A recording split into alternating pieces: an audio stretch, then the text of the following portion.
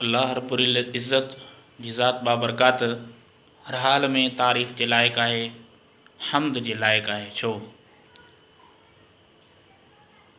इंसान कंहिं बि शख़्स जी तारीफ़, कंहिं बि ज़ात जी तारीफ़ चार सबबनि जे करे कंदो आहे। हिकिड़ो त जंहिंजी तारीफ़ कजे थी उहो उन तारीफ़ जे लाइक़ु आहे, बाकमाल आहे, ऐबनि ऐं नुक़्सनि खां पाक आहे।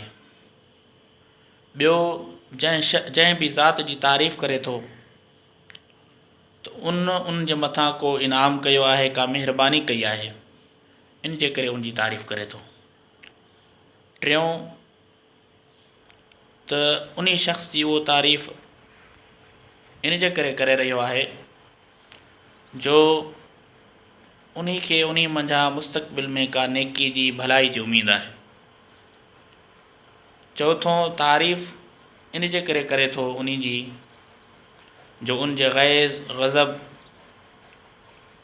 ऐं उन जे क़हर खां, कुदरत खां डिॼे थो। अल्लाह रब्बुल इज़्ज़त जी ज़ात बाबरकात फ़रमायो, अल्हम्दुलिल्लाह।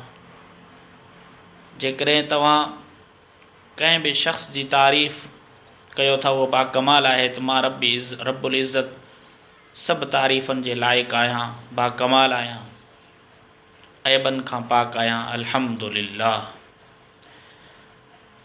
अल्लाह ताला फ़रमाए रब्बिल आलमीन। जेकॾहिं तव्हां कंहिं शख़्स जी, कंहिं बि ज़ात जी तारीफ़ कयो था इन जे करे त उन जो तव्हांजे मथां एहसान आहे। अल्लाह रब्बुल इज़्ज़त फ़रमाए मां रब्बे काइनात रब्बिल आलमीन आहियां, जहाननि खे पालींदड़ आहियां, समूरनि जहाननि ते मुंहिंजो एहसान आहे, मुंहिंजी तारीफ़ कयो। ऐं अल्लाह रब्बुल इज़्ज़त फ़रमायो अर्रहमान अर्रहीम।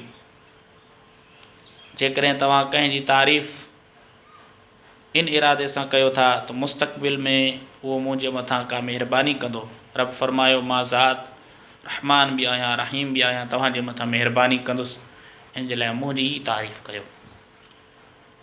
वधीक चौथों नंबर, तारीफ़ इन जे करे कई वेंदी आहे त तव्हां उन तारीफ़ जंहिंजी कयो था उन जे गैज़ व ग़ज़ब खां, उन जी कुदरत ऐं क़हर खां डिॼो था, इन जे करे उन जी तारीफ़ कंदा आहियो।